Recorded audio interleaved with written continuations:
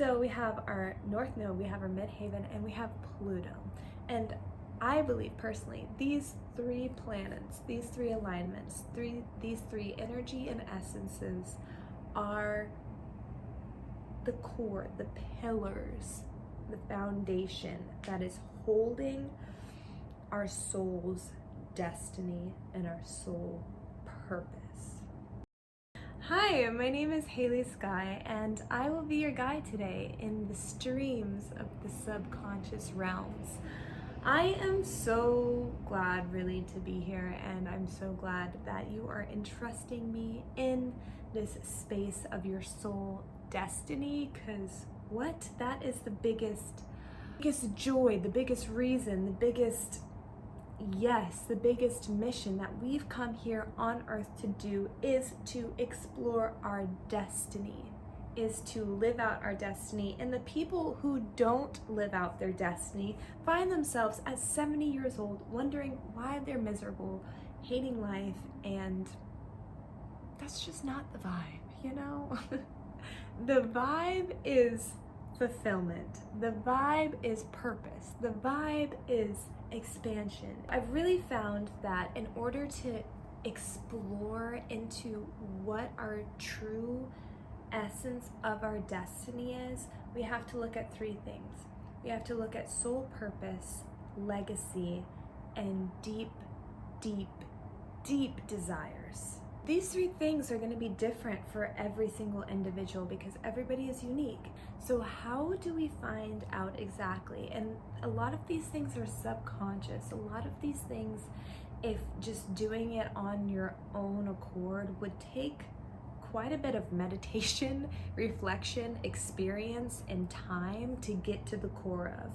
But thankfully, we have things like our natal chart, which points to what our soul incarnated as, the essence, the frequency, the energy that we came to earth with. We have our North Node, we have our Midheaven, and one that I feel like people don't talk about as much, and that is Pluto. Oh, I love Pluto. So we have our North Node, we have our Midheaven, and we have Pluto.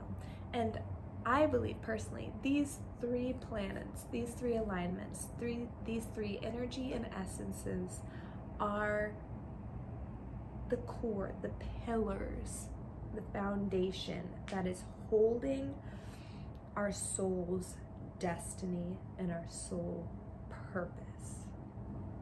And these are different for everybody, obviously. If you're new into astrology and you don't have these, you can go to cafeastrology.com. It's a website that I love to use. Obviously, this is not sponsored because this is my first YouTube video. You do need the time that you were born, so please get that, the time that you were born. And then you can look at your whole natal chart. Or if you would like to do a natal chart reading with me, I'll look at it, I'll decipher, we'll go through all the yummies, all the goodness, anything that you want to learn or explore, deep dive into. Let's do it together, because we don't always want to go into unknown charted territories alone. Okay? We can, but it's like, there might be a bear, you know? There might be the Loch Ness Monster in that woods. Little did you know, the Loch Ness Monster actually made cookies, and he is here for your highest joy and your highest passion, your highest fulfillment. But you won't know that until your friend is like, hey, I checked out the Loch Ness Monster. He's actually not that bad. I digress. What was I saying? We have North Node. Our North Node is what is most known for as our soul's destiny. The North Node is what's most known for the reason that we came to this earth. The thing is about the North Node, it's not always the thing that we're most comfortable with coming into earth. It is our dharma. And our South Node is the opposite node of that, and that is our karma. And the South Node is what we have spent lifetimes lifetimes mastering, okay? To give you a visual of this, I am personally a South Node Taurus, and I am a North Node Scorpio. One of my huge major life callings is exploring hidden wisdom, metaphysics, astrology, deep diving through subconscious, murky realms. So South Node is what I would be most comfortable in, but what I would not find fulfillment and growth in. So for example, say for me, South Node in Taurus, I am very comfortable in material items, like making material items. So for example, like some businesses that I've had in the past are jewelry design, clothing stores, things like that. Like, yes, like give me a business, a material based business, and let me grow it and skyrocket it and get to be creative and juicy in it. And I love that. Like, I am a natural at that. That is my South Node. I've done that for a long time, okay? I've done that for a long time. So my soul is like, okay, in order to grow, let's step out of the material realm. Let's step out of something so physical and tangible, and let's get to things that we can't really grasp, but we can feel, and that will transform us to elevate us to new, higher realms of being. Let us die and be reborn over and over again. Let's shed these egos that are keeping us in a box that was never made for us. And that is Scorpio North Node. So you can see that in order to step into that North Node calling, it's shedding a lot of things that feel comfortable. So I encourage you to look at your North Node and to explore that energy and explore that dynamic of what is going on. So let's talk about the Midheaven for a little bit. The Midheaven is the legacy line. It is what we came here to leave behind. Is that trust funds for our children? Is that a legacy of deep, compassionate, unconditional love? Is that an amazing home life full of security and peace? Is that books and plays and songs? Is that art and music and fashion? Is that a psychic downloading to clear out old generational lines of ancestry and bring in a new solid foundation of spiritual leadership and spiritual guidance in your bloodline? Oof, that's a good call, and I feel like that was for somebody out there as well. So that is our Midheaven. Our Midheaven is not cut and dry. It's very much so an intuitive journey and an intuitive discovery. Soul destiny, the soul purpose, the North Node. Once you step into the North Node, your Midheaven is automatically going to be reflected and aligned with that. So I really see them like these pillars like this, you know? Because you are choosing to step into your North Node, because you're choosing to get uncomfortable, you are going to leave behind a new legacy, a new foundation for your children and your children's children and generations to come after that. And the Midheaven can also show you like some really special gifts. Psychic abilities, sensitivities, like leadership qualities, innovation, discernment, sensuality, sexuality, feminine energy, masculine energy. There's a lot of these gifts in the midheaven. And when you step more into your soul purpose, you will see these gifts activate in the midheaven. You will see blessings, really, truly. Like, your life will become equipped with these supernatural blessings that just seem to come out of nowhere. So I'll give you a short example of what that can look like. Okay, so my North Node is Scorpio, my midheaven is Cancer. So as I step into more of this merging with other people, this more of this psychic, intuitive, deep diving energy into myself and helping others do that, probing into others, merging into others, to help reveal and transform them, then my midheaven will reflect it in community. A midheaven in Cancer is community.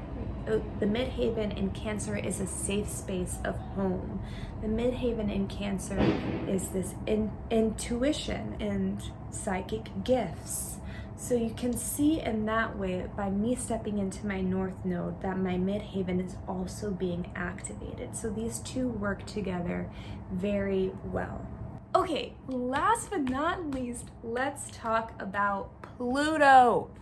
Pluto, depending on when you are watching this video, November 15th, 16th, November 15th, 16th, 17th, around that time, Pluto, 2024, Pluto is moving from Capricorn to Aquarius.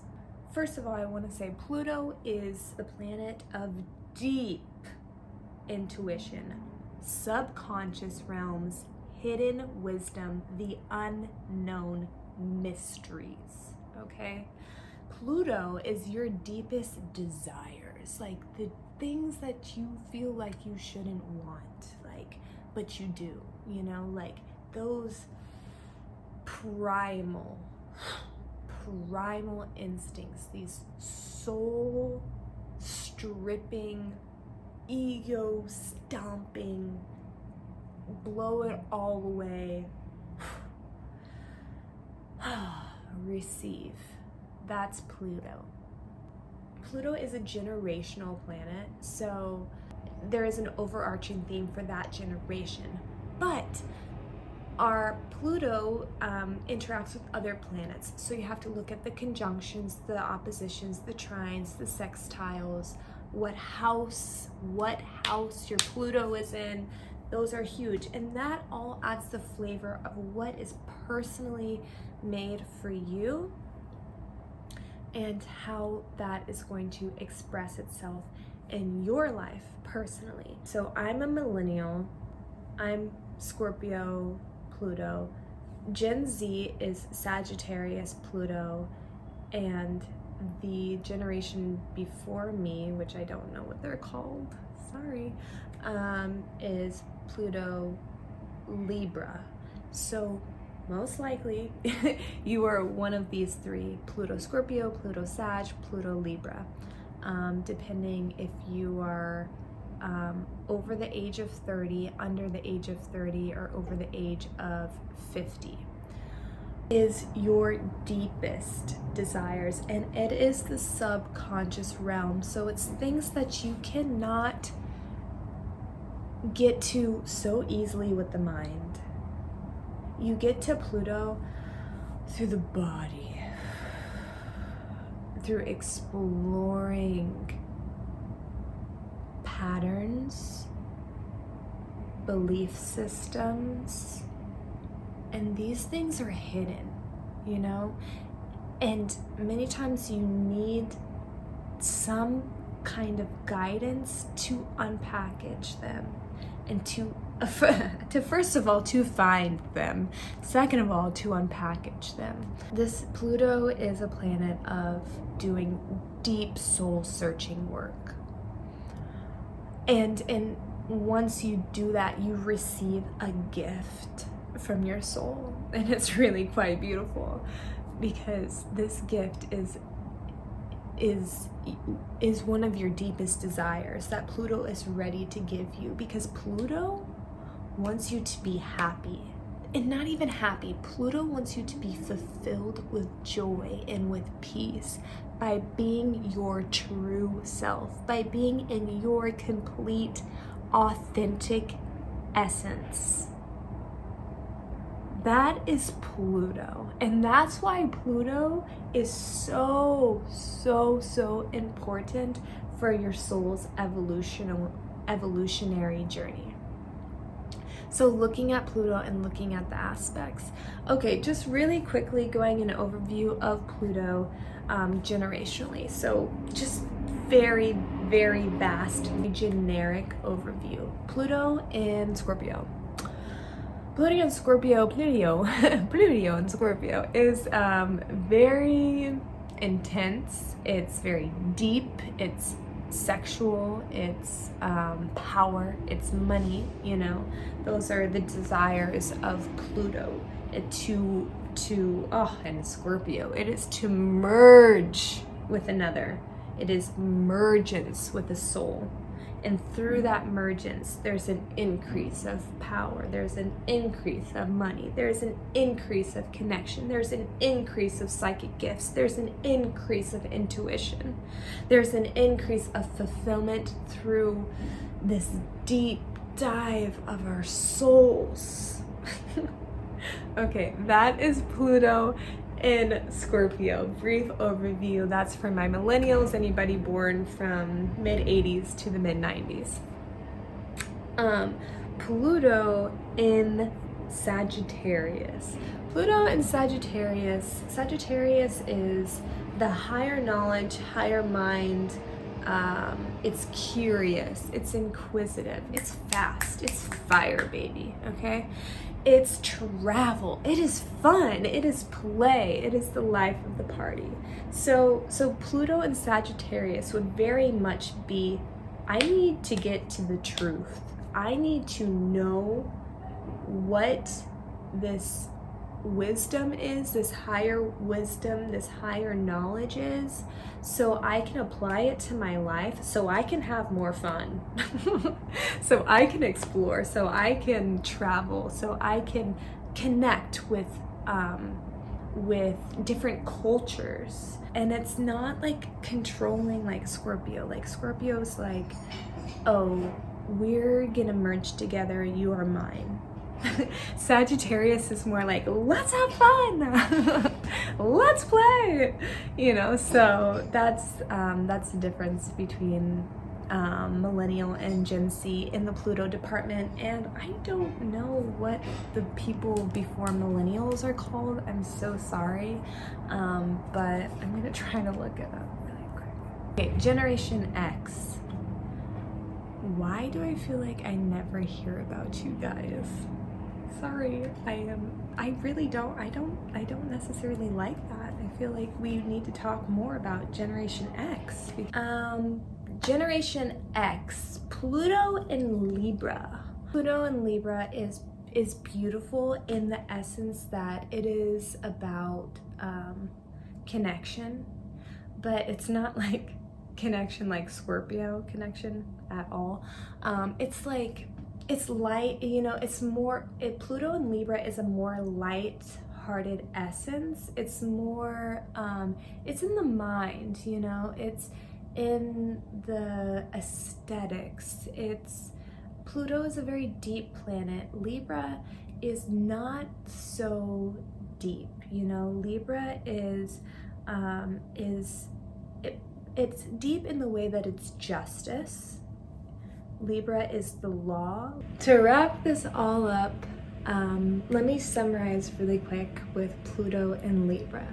Pluto and Libra, the justice. This is right, this is wrong.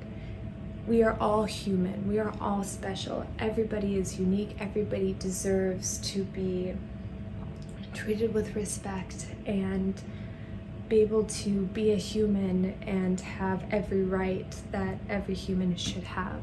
That's very Libra, and I love the light, like the not so heavy energy of connection with humanity and justice for humanity in the planet Pluto, which is a very deep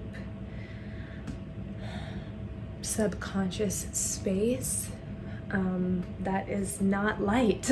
Yeah, Pluto for that generation, Pluto for Generation X, feels very much so humanitarian in that way, and I love that.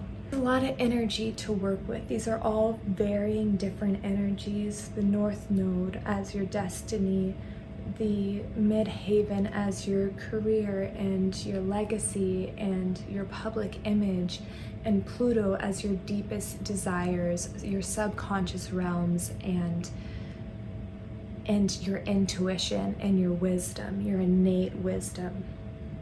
All three of these play a major part in our destiny and how we're going to express that, what we've come here to do, the essence in which we can step more fully, more deeply embody these essences these essences to become who we are destined to be. Isn't that beautiful that we get to have this roadmap? Like we come here and we get to, like, what is the saying that they say, when you have a baby, there's no manual that came with that. Like there is, it's the natal chart. So I just love it so much. If that is something that you're interested in, if you want to dive deep into these aspects of you, your soul, your energy, your vibe, your essence, if you want to explore subconscious streams, constructs in the mind, belief systems, hidden feelings that lead to us